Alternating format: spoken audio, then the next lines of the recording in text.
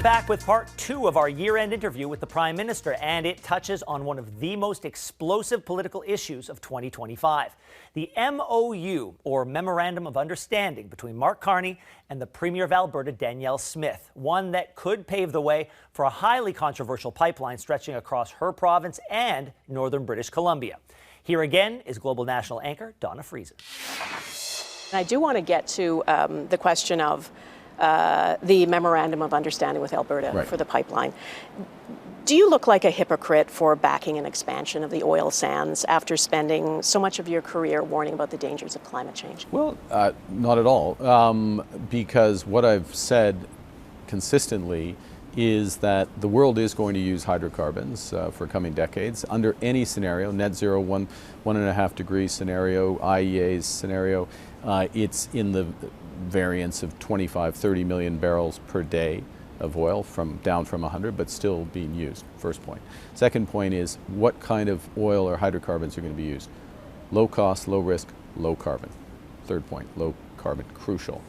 If we are going to continue to supply hydrocarbons, it needs to be low carbon. That is why at the center of the Memorandum of Understanding is Pathways, which takes 16 megatons of carbon out, the equivalent of 90% of the cars and trucks in Alberta off the road, and that these are low carbon barrels. In other words, the production and the transportation of that oil.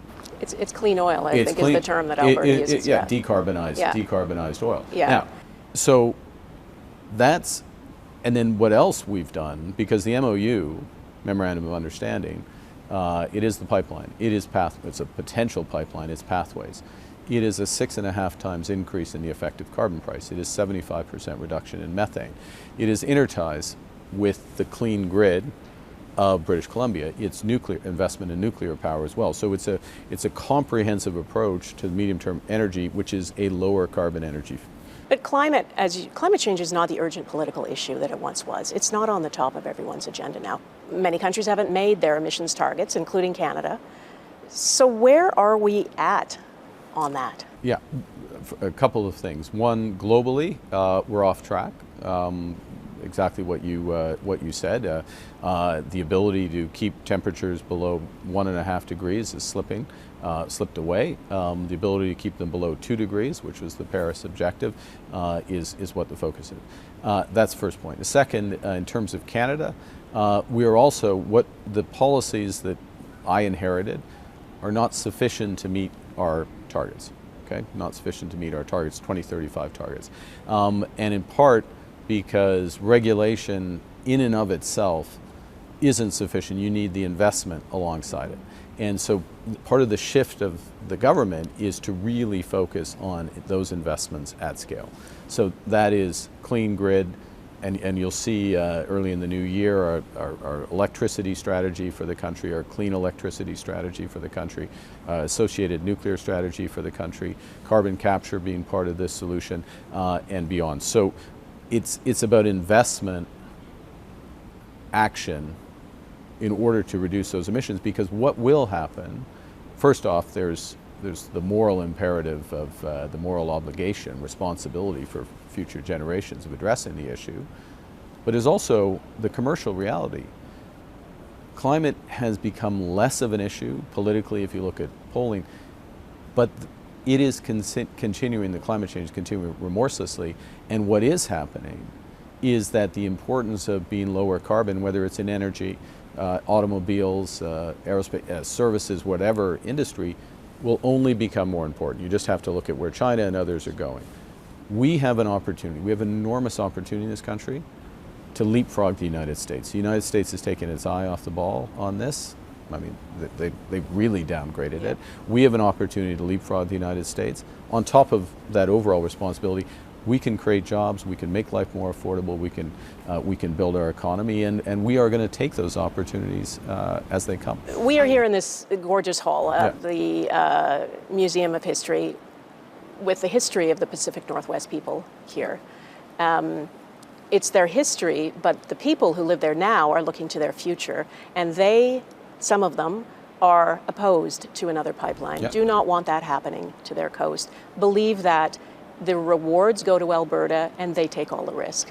What's your message to them? Well, the first thing, we were talking beforehand, you know, my family, my parents from BC and extended family all up and down the coast interior on Vancouver Island as well.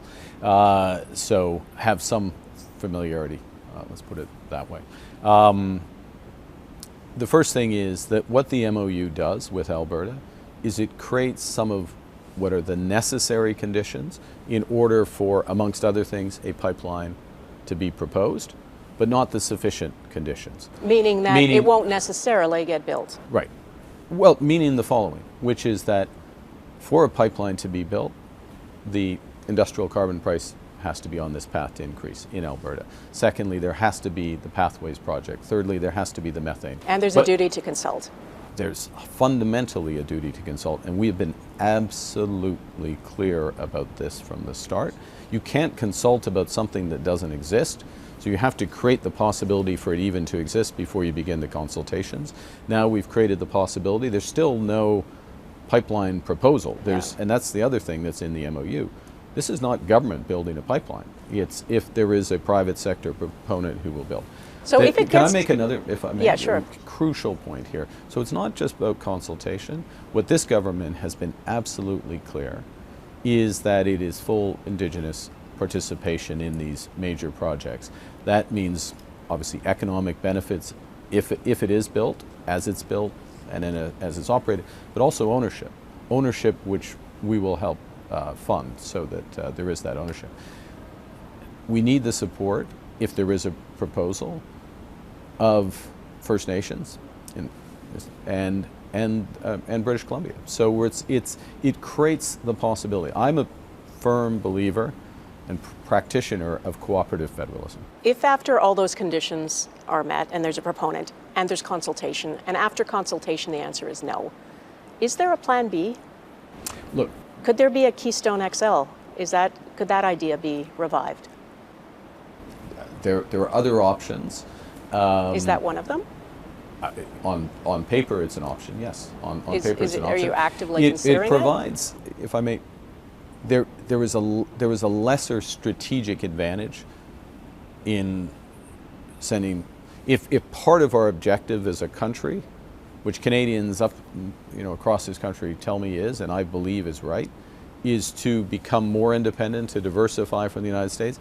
Having another pipeline to the United States is less advantageous, just to be clear. There are advantages. It gets Alberta oil to Tidewater. There are advantages, but it's much less advantageous than having a new market and having the diversification there. Okay, my final topic is about affordability. The single biggest issue when I said I'm coming to interview you, and I asked people, what matters to you most, and they said the cost of living. Absolutely. Hands down. Yep. There are so many people, as you know, millions of Canadians who are struggling to pay the rent, who have difficulty buying groceries because the cost of everything has risen so much. What is your message to them?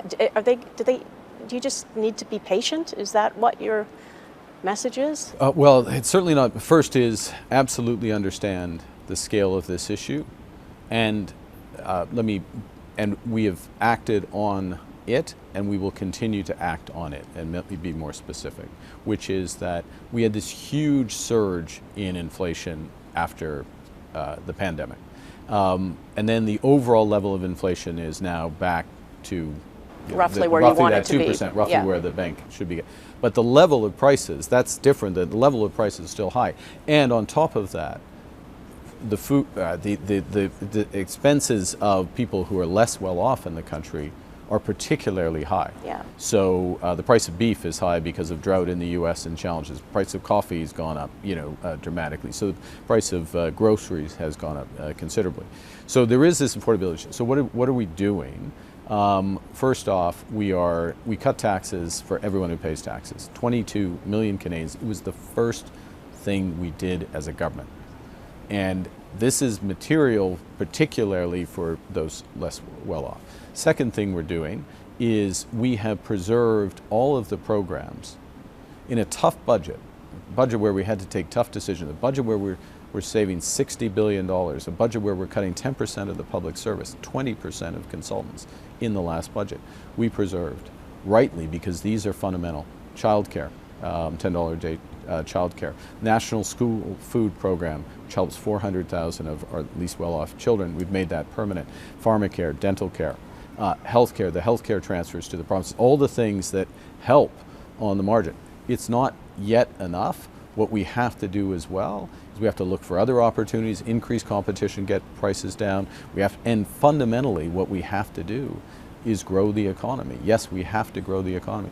And that's the part that's going to take time. And I think that's the thing when people say to me, well, how long is it going to take? Ask them how long it's going to take. Well, look, we are doing a series of things, and we'll continue to look for others that help bridge over that period of time. But at the core is we have to grow this economy. And we have to grow this economy in a way that makes it more independent, more sustainable, that works with provinces and works with Indigenous people. We have to do all of those things. That's why we're in such a hurry. That's why we're doing the major projects. That's why we're launching Build Canada Homes, which will be cheaper homes as they're built for Canadians. That's why we're striking all these trade deals internationally. That's why this job, it's one of the reasons why this job, where we started, is relentless. It should be relentless, but we got to keep going, and we will keep going. Prime Minister, thank you for taking time with us, and happy holidays to you and your family. Thanks, Dawna. Thanks.